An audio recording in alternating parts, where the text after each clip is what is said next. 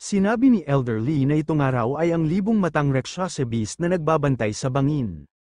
Galit naman ang Rakshasa Beast at hindi matanggap na tinawag siyang halimaw. Para sa kanya, isang mababang uri ng pag-insulto ang ganoong salita para sa isang tulad niya. Sa tindi ng kanyang puot, nagbanta siyang lahat ng naroroon ay nararapat mamatay ng 10,000 beses.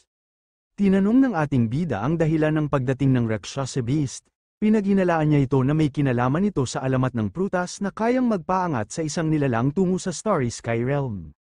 Ngunit sa halip na sumagot ng maayos, tinuya ng Rakshasa Beast ang ating bida, at tinawag niyang mangmang ang mga ito at sinabing nagtatangkang agawin ang isang bagay na hindi nila nauunawaan.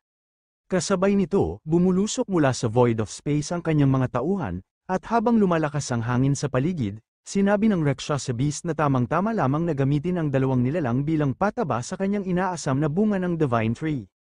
Nang makumpirma ni Spring na totoo nga ang alamat tungkol sa prutas, agad siyang kumilos, naglabas siya ng apoy na tinawag na Undead Dragon Flame habang nabubuo dito ang kanyang sandata.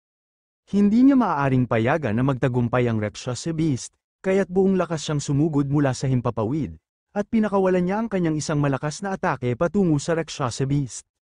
Minaliit ng Rakshasa Beast ang pag-atake ni Spring, sa kumpiyansa nito, isang sarkastikong sulyap at mabilis na kumpas lang ng daliri ang ginawa nito.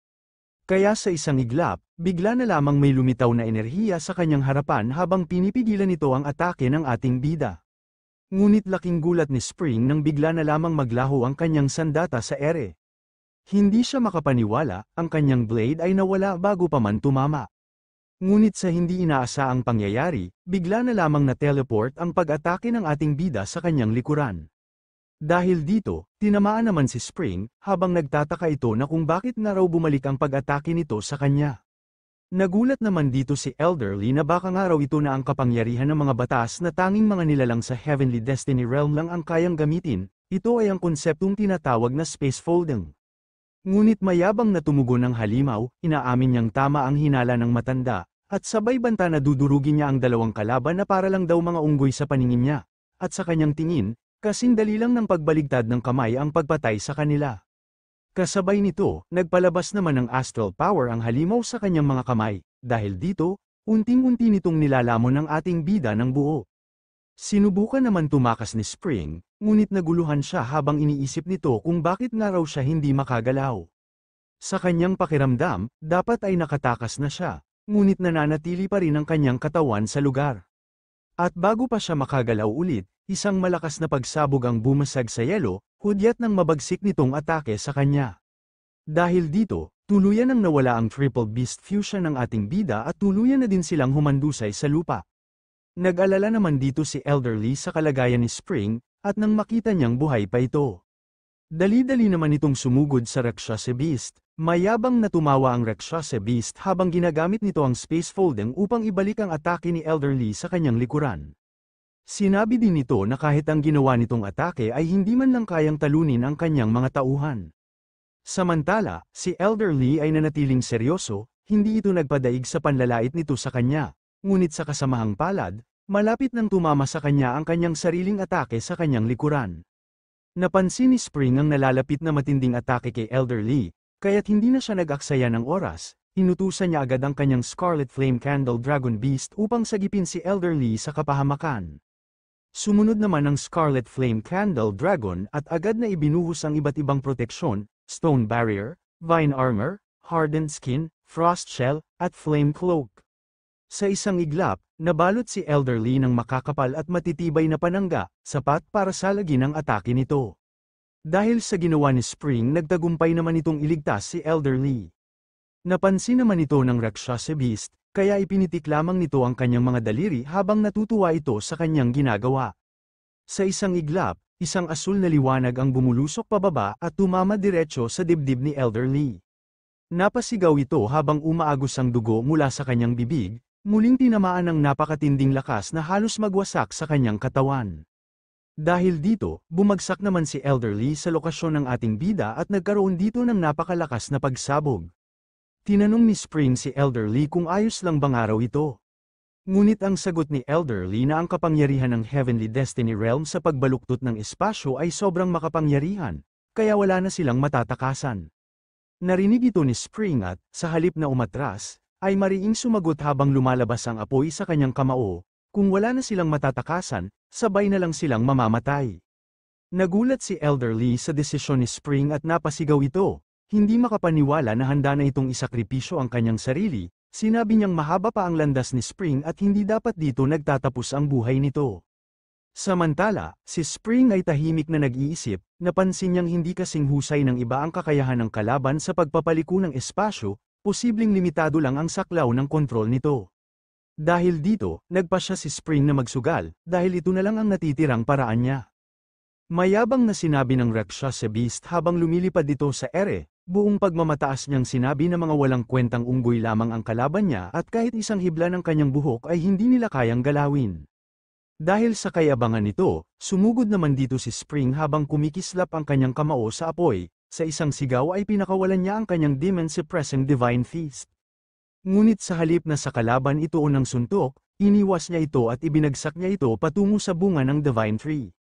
Mayabang nang umiti ang Rakshasa Beast habang sinasabi na malinaw naman ang kanyang babala, na kahit siya man o ang prutas, walang sino man ang makakagalaw ni isang hibla. Kasabay nito, ginamit ng Rakshasa Beast ang kanyang space folding upang ibalik nito ang atake ni Spring sa kanya. Dahil dito, sumulpot naman ito sa harapan ng ating bida. Nataranta naman dito si Elder Lee nang mapansin niyang bumalik kay Spring ang sariling atake nito, kaya agad siyang sumigaw sa ating bida na bumalik nga raw ang kanyang sariling atake sa kanya. Ngunit ngumiti lang si Spring at kalmado niyang sinagot na eksakto ito sa kanyang plano.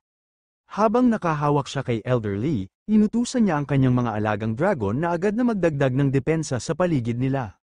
Ang Scarlet Flame Candle Dragon Beast ay agad na bumalot kay Spring ng matitinding proteksyon, Stone Barrier, Vine Armor, Hardened Skin, Frost Shell, at Flame Cloak.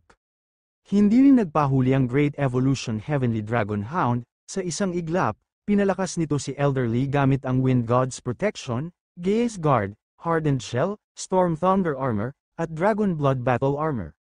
Kasabay nito, inutusan ni Spring si Elder Lee na maghanda, habang hinahanda nila ang kanilang sarili sa pagharap sa paparating na pagsabog ng enerhiya, pinabalik niya muna ang Scarlet Flame Candle Dragon Beast, ang Dragon Hound, at si Skelly sa kanyang pet space. Isang malakas na enerhiya ang bumagsak sa kanilang kinalalagyan, pero dahil sa mga proteksyong ipinataw ng mga dragon, ligtas sila ni Elder Lee sa loob ng makapal na energy barrier. Dahil dito, tumalsik naman sila ng napakalayo dahil sa lakas ng impact ng kanilang ginawa. Napangisi naman dito ang Rakshasa Beast habang pinagmamasdan ang pag-alis ni na Spring at Elder Lee, nakakatawa raw na marunong pa palang gumamit ng sariling atake para makatakas. Ngunit si Spring, kalmado lang nang umiti habang nakatingin kay Elder Lee, at sinabihan niya ito na nagtagumpay nga raw silang nakatakas. Bigla na lamang napasokan ng dugo si Elder Lee, dahil dito nagtanong naman si Spring kung ano nga raw ang problema nito. Sumagot si Elder Lee na masyado nga raw malakas ang atake ni Spring kaya hindi niya ito kinaya. Sinabi ni Elder Lee na may isang bagay daw siyang dala na makatutulong para makatakas sila sa lugar na ito. Ipinakita niya ang isang makapangyarihang Jade Slip, ang 10 Directions Escape Talisman na ibinigay sa kanya ng Tower Lord bago pa man siya pumasok sa array. Paliwanag niya, ang talisman ay may kakayahang mag-teleport palabas ng 10 Directions Heaven Locking Array, upang tuluyan na silang makaligtas sa banta ng Thousand-Eyed ng Rakshasa Beast. Natuwa naman dito si Spring nang marinig na may dalang 10 Directions Escape Talisman si Elder Lee, dahil makakatakas ng araw silang dalawa. Ngunit biglang sinabi ni Elder Lee na may kapalit ang paggamit nito, kalahati ng natitirang buhay ng gagamit ang magiging kabayaran. Nag-alinlangan si Elder Lee at ayaw niya talaga itong gamitin, ngunit dahil gusto niyang iligtas ang buhay ng ating bida, gagamitin ng araw niya ito. Nagulat si Spring at hindi makapaniwala sa laki ng kapalit sa paggamit nito, kaya agad niyang pinigilan si Elder Lee sa paggamit nito.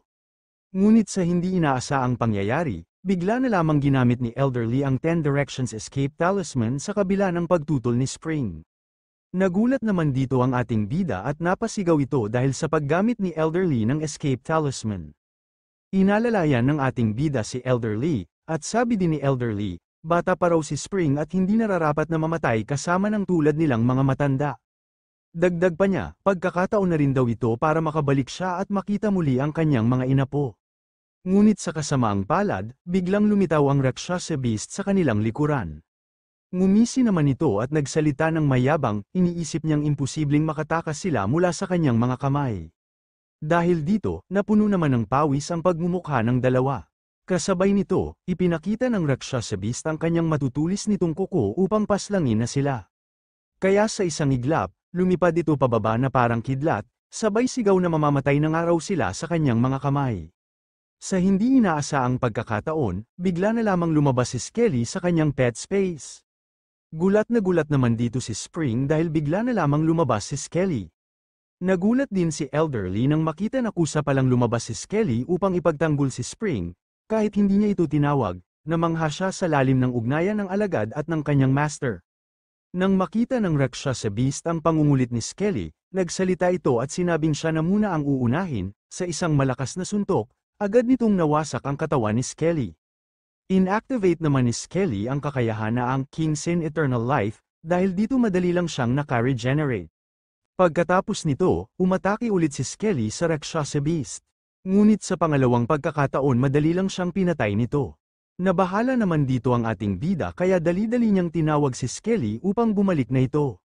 Malungkot na sinabi ni Elderly na hindi sumusunod si Skelly sa utos ng kanyang master na umatras, isa itong malaking pasanin sa isipan ng alagad, at maaaring ikapahamak pa nito ang kanyang buhay. Alam raw ni Skelly na kung walang pipigil sa Thousand-Eyed Rakshasa Beast, masisira agad ang escape talisman, kaya't pinili nitong magsakripisyo.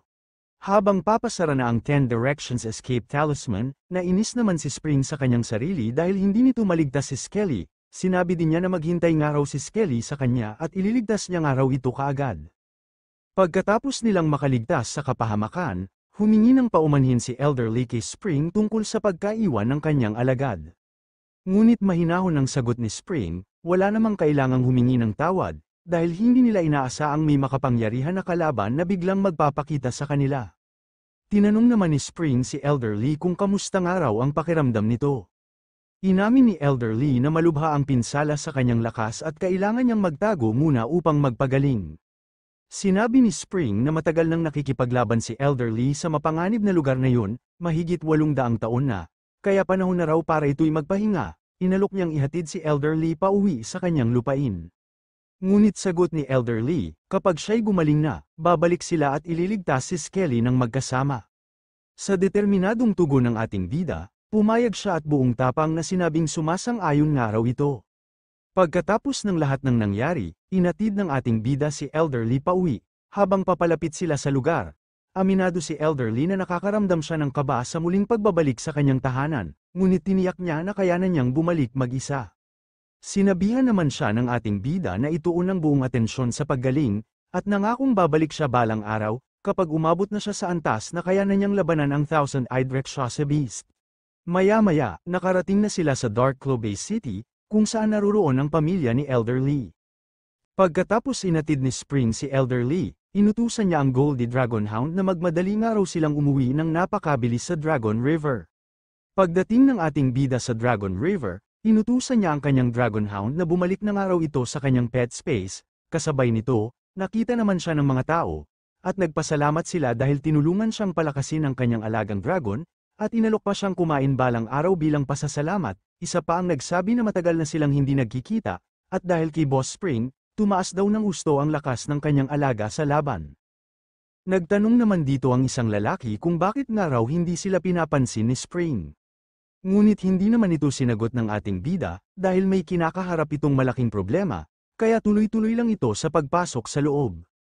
Pagkakita ni Georgiana kay Spring, agad niyang napansin na hindi ito maganda ang itsura, tinanong niya kung may nakaharap ba itong malakas na kalaban, at nag-alok din siya ng tulong kung kinakailangan nito. Napaisip naman dito si Spring kung hihingi ba siya ng tulong kay Georgiana, alam niyang limitado lang ang bilang ng beses na maaaring kumilos si Georgiana, at hindi naman ganoon kalakas ang kalaban na kaharap niya ngayon, kaya napagdesisyonan niyang subukan muna ito sa sarili niyang lakas, at kung sakaling hindi talaga kakayanin, saka na lang siya lalapit kay Georgiana. Tinanong naman ni Spring kay Georgiana kung kinakailangan ba talaga niyang mahasa sa katumbas na antas ng spatial power upang malabanan ang isang kalaban mula sa Heavenly Destiny Realm. Ipinaliwanag naman ni Georgiana na ang mga kalabang gaya ng mula sa Other Shore ay kayang magtago sa low-dimensional space, kaya likas na mahirap silang harapin, pero kung ang kalaban ay isang nilalang lang na may mababaw na kaalaman sa makapangyarihang puwersa, mas madali raw itong labanan. Nang tanungin ni Spring kung ano ang partikular na plano, ngumiti lang si Georgiana at sinabing sasabihin niya kung bibigyan siya ni Spring ng 30 puntos. Napaisip naman ang ating bida, alam niyang ang kakayahan sa espasyo ng Thousand-Eyed Rakshasa Beast ay limitado lamang sa loob ng 100 metro, at isa lang ang kaya nitong kontrolin sa isang pagkakataon, malamang ay ngayon lang ito nakapasok sa Heavenly Destiny Realm. Kung mapapaabot niya sa ikatlong antas ang Golden Crow God Demon Body, magkakaroon siya ng katawan na katumbas ng isang ganap na Golden Crow, sa ganitong lakas, posible na niyang harapin ang special ability ng halimaw. Ngunit may problema, hindi siya sigurado kung ang mga kinakailangang materyales para sa cultivation na ito ay matatagpuan pa sa Blue Star, kaya naiinis niyang naitanong sa sarili, bakit kailangan niya pang maghanap ng walang direksyon dito sa Blue Star para lang makuha ang mga materyales. Habang nasa loob na ito, napagtanto din ng ating bida na may isang lugar kung saan maaari niyang makuha ang lahat ng materyales sa pinakamabilis na paraan, kaya agad siyang nag-utos sa system, ipakita ang cultivation plane panel. Lumitaw naman ang plane panel na may iba't ibang portal. Hiniling din ng ating bida sa system na hanapin ang mga lokasyon na may kaugnayan sa Golden Crow God Demon Clan. Matapos ang paghahanap, lumitaw sa harapan niya ang Chaos Sun Star, isang ancient plane na may mataas na halaga, 1,000,000 energy bawat araw, at 10,000 energy para sa bawat buhay na mabibili rito. Napaisip si Spring na kung dati pa ito, baka hindi man lang siya naglakas loob na tingnan ang Chaos Sun Star dahil sa sobrang mahal ng halaga. Pero ngayon, dahil sa dami ng branch stores na mayroon siya, tumaas na ng husto ang kanyang energy income, kaya't buong kumpiyansang inutos niya sa kanyang system, na ipasok ng araw niya siya sa Chaos Sun Star. Pagkatapos niyang ipasok ang utos sa system, nakarating na si Spring sa Chaos Sun Star, ngunit paglapag pa lang niya sa lugar, agad siyang nabalot ng matinding init, napakainit na parang nasusunog na ang kanyang katawan. Nagulat ang ating bida at napasigaw dahil sa sobrang init ng araw ng buong lugar na ito. Kasabay nito, kaagad niyang inactivate ang kanyang star shields at buong kumpiyansang sinabing kakayanin niya ito gamit ang kapangyarihan ng bituin, pero hindi pa man siya nakakaharap ng kahit anong kalaban, nasunog na agad ang kanyang katawan at namatay siya sa loob ng ilang segundo. Lumabas ang system prompt na nagtatanong kung gusto ba niyang mag-revive. Nainis na lamang si Spring at napabuntong hininga, dahil handa naman daw siya sa ganitong sitwasyon, pero hindi niya inasahang ganito kabilis ang pagkamatay nito. Kaya agad niyang pinindot ang oo sa kanyang system upang makabalik na ito. Pagbalik ni Spring matapos mag-revive, agad niyang naalala na ang Golden Crow ay katutubong nilalang ng planetang yon, kaya naisip niyang subukan ang Golden Crow God Demon Body Technique upang makasabay sa matinding init ng lugar. Nang pinadaloy niya ito sa kanyang katawan, agad siyang natuwa dahil epektibo ito. Bagamat may limitasyon lamang na 10 minuto, masaya siya dahil sa wakas, malaya na siyang makakagalaw sa paligid ng Chaos Sun Star. Pagkatapos nito, kaagad na pinalabas ng bida si Dragon Hound. Dahil sa init ng lugar, ginamit agad ng Dragon Hound ang kanyang Frost Shell technique, kaya agad na lumamig ang paligid. Natuwa ang bida at nasabing mas presko talaga kapag kasama niya ito. Dahil kilala si Dragon Hound sa matalas nitong pang-amoy, inutusan ito ng bida na hanapin kung saan tumutubo ang Golden Crow Grass. Pagkatapos nito, mabilis naman dito kumilos ang Dragon Hound, nagtaka naman dito ang ating bida kung nahanap na ba nito ang direksyon, at bakit ang layo agad ng narating nito. Makalipas ang ilang sandali, kasama na ngayon ni Spring ang kanyang Dragon Hound matapos nitong matagpuan ang lugar na kanilang hinahanap, mula sa ere, nasilayan nila ang napakaraming Golden Crow Grass kaya laking gulat ni Spring nang makita niya ito. Naisip niya kung gaano kahirap hanapin ang isang tangkay nito noon sa Blue Star, samantalang dito, napakarami. Kasunod nito, masayang bumaba si Spring at sinabi pa niyang tama nga ang lugar na napuntahan niya, ngunit habang pinipitas pa lang niya ang damo, isang boses ang biglang umalingaw mula sa ibabaw ng langit, galit na galit at tinawag siyang walang galang na langgam. Binalaan siya nito na ang lugar na iyon ay Imperial Garden ng Emperor Qiyong at walang karapatang kumuha ng Divine Grass doon. Pagkatapos, pinakita naman ang itsura ng Golden Crown na isang dambuhalang phoenix. Nang malaman ni Spring na ang lugar pala ay isang medicinal garden, agad siyang humingi ng paumanhin, ipinaliwanag niya na hindi niya alam na pagmamay-ari ito ng isang makapangyarihang nilalang. Sinabi rin niya na dahil sa ilang pagkakataon, nakapag-cultivate siya ng Golden Crow God Demon Body kaya maituturing siyang kalahating miyembro ng Golden Crow Tribe. Dahil dito, mahinahon siyang nakiusap na sana'y pagbigyan siya at huwag siyang parusahan, Habang kausap ito, biglang lumitaw sa kanyang paningin ang Golden Crow language pack na tila kusang na-activate.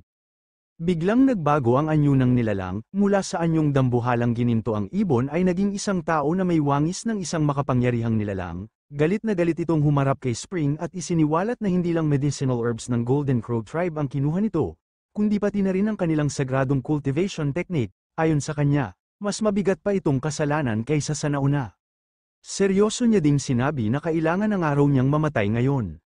Nagulat naman dito si Spring sa kanyang narinig. Kaya dali-dali siyang nagpaliwanag kay Di Kyung. Nagpaliwanag ang ating bida kay Di Kyung na kung mamamatay siya ng isang beses, ayos na raw ba yun at tapos na ang usapan nila. Tanong niya kung mabubura na ang kanyang kasalanan kung ganoon ang mangyari. Agad namang pumayag si Di Kyung at sinabing natural lang na mawawala ito, pero may kasunod siyang matinding babala, ilang beses niya nga raw gustong mamatay. Kasabay nito, tinaas niya ang kanyang kamay habang naglalabas ito ng nakakakilabot na kidlat sa kanyang mga kamay.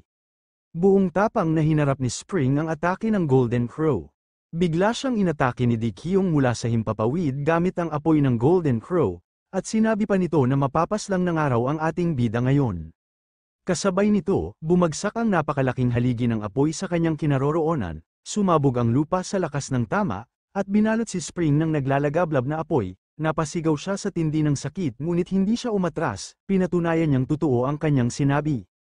Matapos ang malupit na pag-atake, ngumiti si Di Kyung mula sa Golden Crow tribe at may halong pangungutya niyang sinabi na puro lang salita si Spring pero agad ding nasunog sa isang iglap. Gayunpaman, kinilala rin niya ang tapang nito, dahil kahit alam nitong mapapahamak siya, naglakas loob pa rin itong lumaban at harapin ang kapalit ng kanyang desisyon.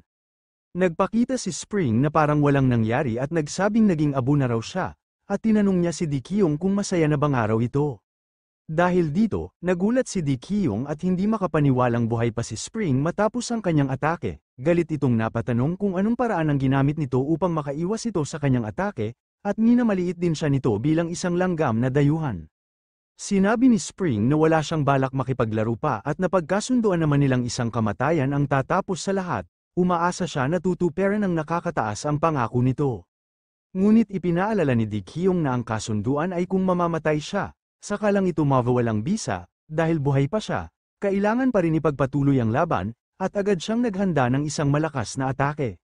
Umatake na si Di Kyung gamit ang napakalakas na Emperor Flame, isang kapangyarihang kayang tunawin kahit ang isang adult Golden Crow. Bumagsak ito na parang dambuhalang haligi ng apoy mula sa langit, sapat para matunaw ang kahit anong tamaan nito.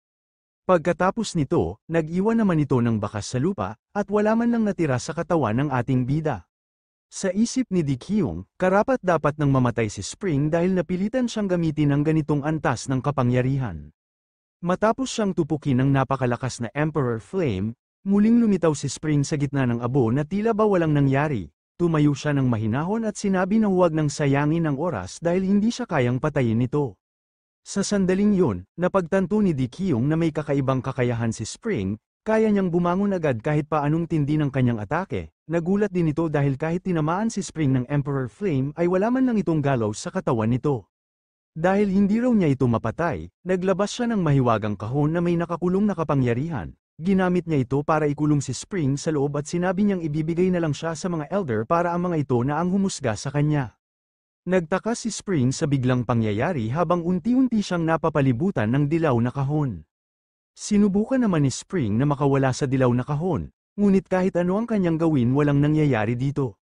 Pagkatapos nito, nagbago ng anyo si Di Kyung sa Golden Crow, at sinabi nito na dadalhin niyang araw siya sa Golden Crow Ancestral Land, ang magiging libingan ng araw ng ating bida. Ngunit hindi ito ikinabahala ni Spring, at sa halip ay naisip niyang baka makakuha pa siya ng mas mamahaling cultivation material sa lugar na yun.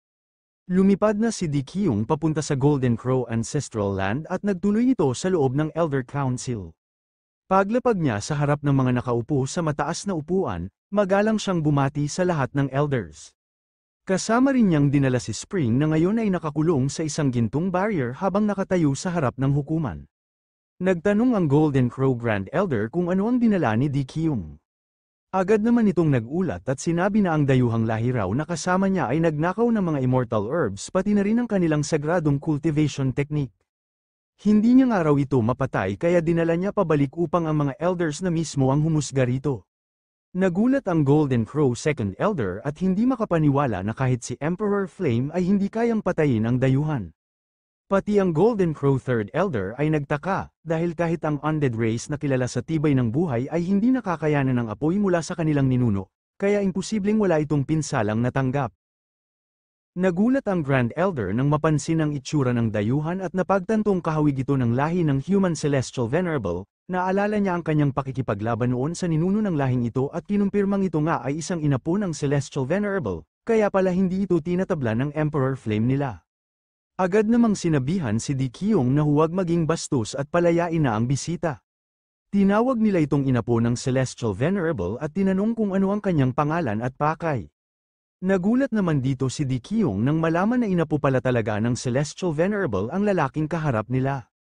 Nang makumpirma ito, magalang namang ipinakilala ng ating bida ang kanyang sarili bilang Spring, ipinaliwanag niya na dumating siya roon upang maghanap ng mga materyales na kailangan para sa ikatlong antas ng Golden Crow God Demon Body, layunin niyang lumakas pa upang mailigtas ang kanyang mga kasamahan. Pumayag ang Grand Elder na pag-aralan ni Spring ang God Demon Body dahil maganda raw ang ugnayan ng kanilang tribu sa Celestial Venerable. Ipinaalam din niyang bukas na ang pagsisimula ng Divine Body Awakening Trial kung saan lahat ng kabataang Golden Crow ng kanilang tribu ay sasali. Sa kasalukuyang antas ni Spring, pasok na siya sa pamantayan bilang isang young Golden Crow. Kapag siya ay pumasa, makakakuha siya ng mga materyales na kailangan para maabot ang susunod na yugto ng lakas. Napaisip naman si Spring kung ano nga ba ang nilalaman ng pagsubok na yon. Ipinaliwanag ng Grand Elder na ang pagsubok ay may 4 na yugto. Ang unang 3 yugto ay sumusubok sa lakas, kaluluwa, at pag-unawa. Ang huling yugto naman ay isang komprehensibong pagsubok kung saan susubukin ang kakayahan sa pakikipaglaban. Pumayag naman dito ang ating bida, at tuwang-tuwa din itong kinumpirma niya na makukuha niya ang mga materyales kapag siya ay pumasa. Nagpasalamat din siya sa mga elder dahil sa kabaitan nila sa kanya. Makalipas ang ilang sandali, tinanong ni Spring si Di Qiong kung lahat ba ng naroon ay lalahok sa pagsubok. Sagot ni Di Qiong, kalahati lang ang mga manunood at ang natitira ay mga magiging kalaban niya. Nagulat si Spring at inakala niyang sapat na ang pagpasa sa pagsubok para makuha ang mga cultivation materials. Pinaliwanag naman ni Di Qiong na kung pare-pareho lang ang gantimpala, paano nila maipagkaiba ang karaniwan sa tunay na henyo? Tanging ang unang pwesto lang ang makakakuha ng espesyal na gantimpala mula sa mga elder, at ang natitira ay karaniwang gantimpala lamang. Itinuro ni Di Qiong sina Jin Ranyu at Yan Ke na mula sa 3 maharlikang angkan, pinaliwanag niyang malayo ang lakas ng mga ito kumpara sa karaniwang batang Golden Crow, kaya kung nais ni Spring na makuha ang pinakamagagandang materyales, mas mabuting pag-isipan niya ito ng mabuti. Tumugon si Spring na kung may 3 maharlikang angkan, ano raw ang apelyido ng isa pa? Sumagot si Di Qiong na natural lamang na ang ikatlong maharlikang angkan ay ang Di Clan. Ipinakilala niya ang sarili bilang Di Qiong mula sa Di Royal Clan. Naisip naman ni Spring na tila nagyayabang ito, pero inamin niyang tunay ngang malakas si Di Qiong. Dahil kung ang mga pamilya ni Jin Ranyu, Yan Ke, at Di Qiong ay kilala sa kanilang lakas, siguradong pambihira ang taglay nilang kapangyarihan. Pagkatapos nito, sinimula na ang Awakening Trial at lumitaw ang Grand Elder sa gitna ng malakas na liwanag. Ipinatawag niya ang lahat ng kalahok upang pumasok sa formation. Bago umalis, nagpaalam si Spring kay Di Qiong, ngunit sinagot siya nito ng may halong pang-aasar na huwag sanang agad ma-eliminate sa unang round. Dumiretso na sa loob ng portal ang mga kalahok at agad silang inilipat sa trial ground starting point, kung saan formal nang magsisimula ang Awakening Trial. Ipinaliwanag ng Grand Elder na ang unang bahagi ng pagsubok ay patungkol sa lakas. Kailangan nilang pumili ng isa sa mga Divine Stone na may bilang mula 1 hanggang 10, dalhin ito pabalik sa finish line, at doon sila papasa sa unang round. Ngunit kung nais nilang makuha ang mas mataas na pagsusuri, dapat nilang buhatin ang batong kayang-kaya lang talaga ng limitasyon ng kanilang lakas. Pagkatapos nito, sinimula ng Grand Elder ang unang pagsubok na tungkol sa lakas. Dahil dito, dali-dali naman tumakbo ang mga tao sa mga iba't ibang mga bato. Pumunta na si Spring sa lugar kung saan naroon ang banal na bato. Paglapit niya rito, agad niyang naramdaman ang tindi ng enerhiya na bumabalot dito, na tila sumusubok sa kanyang lakas at katatagan. Pagkatapos nito, buong lakas na binuhat ni Spring ang dambuhalang banal na bato habang sumisigaw ng lift. Sa kabila ng bigat na aabot sa 10 tonelada, madali lang niya itong naiangat. Napansin niya na kahit gaano kabigat ang bato, mas mahirap maglabas ng lakas dahil manipis ang star power sa lugar ng pagsubok. Napagtanto ni Spring na kung nais niyang madala ang mabigat na banal na batong ito sa finish line, kakailanganin niya ng malaking konsumo ng star power, isa itong matinding pagsubok ng kanyang tibay at lakas. Samantala, habang pinagmamasdan niya ang isang makapangyarihang ibon na nagbubuhat ng isang bato, napaisip siya kung ano ang pinakamataas na move, na pinili ng ibang kalahok, nagdesisyon siyang magmasid muna bago gumalaw. Nagsimula ng magpakitang gilas ang mga elite mula sa iba't ibang royal clan. Una, si Yan Ke ng Yan Royal Clan ang nagsimula, ginamit niya ang anyo ng isang makapangyarihang ibon upang subukang buhatin ng banal na bato, sa isang mabilis at malakas na pagkilos, naiangat niya agad ang 8mo Divine Stone. Maya-maya, lumabas naman si Jin Ranyu mula sa Jin Royal Clan, isa siyang mas nakakatakot na kalaban ayon sa iba, sa hindi kapani-paniwalang lakas, nagawa niyang buhatin ang 9mo Divine Stone, ang pinakamabigat sa lahat ng bato, tinawag siya ng kanyang mga kasamahan bilang isang tunay na henyo ng kanilang angkan. Nagulat si Spring sa lakas ng mga kalahok at napansin niyang wala ni isa sa kanila ang madaling kalaban. Napagtanto niya na para makuha ang pinakamahusay na body refining materials, kailangan niyang makipaglaban sa pinakamahihirap na hamon, kaya't napagdesisyonan niyang piliin ang bato na may pinakamatinding mo. Nagulat ang mga tao nang marinig na may isang tao raw na nais hamanin ng Tenmu, hindi raw ito kayang gawin kahit ng mga galing sa tatlong maharlikang angkan gaya ni Yan Ke at Jin Ranyu, ayon sa kanila, puro pantasya lang ang iniisip ng taong yon. Bumalik naman sa ating bida, habang pinatawag niya ang kanyang Dragon Hound upang makipag-fusion na ito. Sa trial ground finished line, nakita naman ito ng mga elder, at nagtanong ang isa sa mga elder kung yun ba ang sining ng pagpapatawag, sumagot naman ang isa sa mga nakatatanda na tama, gawa raw yun ng isang celestial venerable at ibang-iba ang estilo ng pakikipaglaban nito kumpara sa kanilang angkan, ngunit nag-aalala ang isa pang elder at tinanong kung hindi ba ito labag sa patakaran. Ayon naman sa isa, okay lang ang tumawag ng isa. Pero paano kung daan-daan ang ipatawag?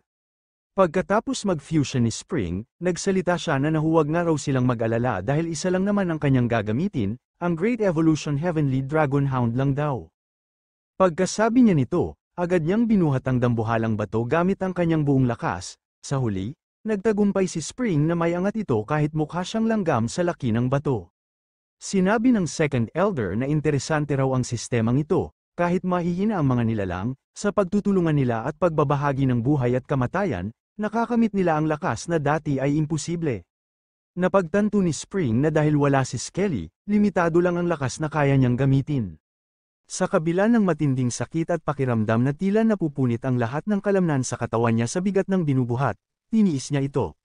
Sa kabila ng matinding sakit at pakiramdam na tila napupunit ang lahat ng kalamnan sa katawan niya sa bigat ng binubuhat, tiniis niya ito. Para sa kanya, maliit na bagay lang ang sakit na yun kumpara sa paghihirap ni Skelly na ngayon ay nasa kamay ng Thousand-Eyed Rakshasa Beast. Itinuring ni Spring na isang pagsubok para sa kanila ni Skelly ang lahat ng ito, anuman ang mangyari, kailangan nilang malampasan ito, kailangan nilang maging mas malakas. Sinubukan siyang pigilan ni Yan Ke at sinabing baka ikamatay niya ang pagbitbit ng Divine Stone. Pero sagot ni Spring, ang pinaka hindi na niya kinatatakutan sa ngayon ay ang kamatayan. Kaya sa kasamahang palad, bumagsak na ang malaking bato sa ating bida habang tumatalsik ang mga dugo nito. Natawa ang dalawang ibon at sinabing buti na lang daw at hindi sila masyadong nagbuhat, kundi baka sila rin ay nasa kaparehong kaawa-awang kalagayan ng ating bida ngayon. Habang pinagmamasdan ito, sabi ng isang babae na inakala pa naman niyang kamangha-mangha ang inapo ng Celestial Venerable, pero wala naman palang espesyal dito. Sumagot naman si Di Kyung na panoorin na lang muna nila ito bago sila umusga. Sa hindi inaasaang pangyayari, unti-unting umaangat ang dambuhalang bato, dahilan para magulat ang lahat ng makitang kahit isang gasgas ay wala si Spring. Nagtaka ang babae kung paano ito posible, habang ang dalawang Golden Crow ay napawat na lang sa gulat. Nagulat ang mga Golden Crow at napatanong kung namatay ba at nabuhay muli si Spring. Isa naman sa kanila ang nag-isip kung anong klaseng lihim na kayamanan ang ginamit nito, pero sinabi rin niya na ang ganitong kakayahang laban sa langit ay siguradong may kabayaran, maaaring limitado lang ang gamit nito o sobrang laki ng kapalit. Habang nagmamasid sila, sinabi rin ng isa na siguradong ubos na ang lakas ni Spring kaya hindi raw ito makakalayo. Habang lumilipad sila, sinabi ng isang golden crow na sa unahan ay may napakataas at dambuhalang bundok, sa likod naman ng bundok ay may mababangis at rumaragasang agos ng tubig. Nagpatuloy ito at sinabing kahit pa kayang mamatay at muling mabuhay ng isang nilalang, wala rin itong saysay, dahil ang pagsubok na ito ay sadyang ginawa para sa Golden Crow Clan, dagdag pa niya, kung isa kang dayuhan na wala mang pakpak, imposibleng madala mo ang banal na bato patawid ng bundok. Pagkatapos ibagsak ni Spring ang dambuhalang bato sa lupa, nagtaka ang mga nanunood kung sumusuko na ba siya. Sabi naman ng isa, dahil siya ay nagsanay ng Golden Crow God Demon Body ng kanilang angkan, dapat ay kaya niyang lumipad, ngunit ipinaliwanag ng isa pa na ang tao ay nasa ikalawang level pa lamang ng Golden Crow God Demon Body at taglay lang niya ang katawan ng isang batang Golden Crow, kailangang umabot siya sa ikalimang level bago siya makapag-anyong Golden Crow at magamit ang kanilang likas na banal na kapangyarihan. Habang naghahandang umatake ang ating bida, ipinahayag na ang Demon Suppressing Divine Fist ay isang malupit na teknik na nilikha ng ninuno ng Golden Crow, napakalakas ng kapangyarihan nito at kayang yumanig sa langit, ngunit may matinding kapalit din ito, kung ibang tao raw ang gagamit nito, siguradong mapupunit ang kanilang mga ugat, tanging katawan lang ng isang Golden Crow ang makakaya ng teknik na ito. Sa puntong ito, isinisigaw ni Spring ang kanyang ultimate technique na Great Evolution through Dragon Demon Subduing Fist. Ibinigay naman lahat ni Spring ang lahat ng kanyang lakas at isinugal ang sariling buhay para sa pinakamatinding atake na kayang gawin ng kanyang katawan. Pagkatapos ng matinding atake, biglang bumuga ng dugo si Spring habang sumisigaw sa sakit. Dahil sa labis na pinsalang tinamo mula sa paggamit ng teknik, tuluyan na siyang bumagsak sa lupa, kinumpirma naman ito ng kanyang system na patay ng araw ang host. Pagkatapos nito, minaliit naman ng isang Golden Crow ang ating bida, at tinawag niya itong parang langaw na sumusubok yumanig ng punong kahoy. Ngunit, bigla siyang nirevive ng kanyang system at nabuhay siyang muli. Sa gitna ng pagsubok, naghanda si Spring ng malupit na suntok, kasabay ng sigaw na punong-puno ng galit.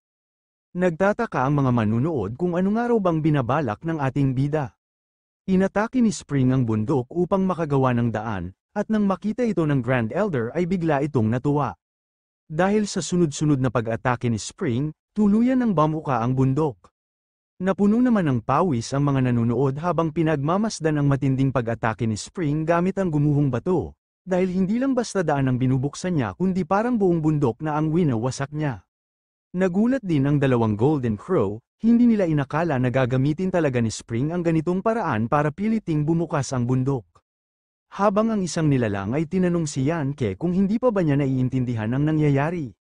Ipinaliwanag niya na ang ginagawa ngayon ni Spring ay hindi basta pag-ukit lang ng daan sa bundok, ginamit pa niya ang mga gumuhong bato bilang bahagi ng kanyang plano, dahil ginamit niya ang mga bato para punuin ang dagat at makagawa ng tulay na daraanan. Pagkatapos gumawa ng paraan ng ating bida, nagsimula ng buhati ni Spring ang dambuhalang bato. Habang patuloy siyang sumusubok, paulit-ulit siyang nabibigong mabuhat ito ng tuluyan, isa-isang bumagsak ang kanyang katawan, kasunod ng mga abiso na siya'y namatay at agad na buhay muli sa parehong lugar. Hindi siya sumusuko kahit ilang ulit siyang mamatay, bumabangon siya agad para muling subukan ito. Sinabi ng mga Golden Crow na nawala na ang bundok na humaharang sa daan, at pagkakataon ng araw nila ito. Kaya't agad silang sumunod kay Spring, samantala, si Spring ay patuloy na binubuhat pa rin ang dambuhalang bato. Ngunit kahit narating na niya ang layunin, hindi pa rin siya ligtas.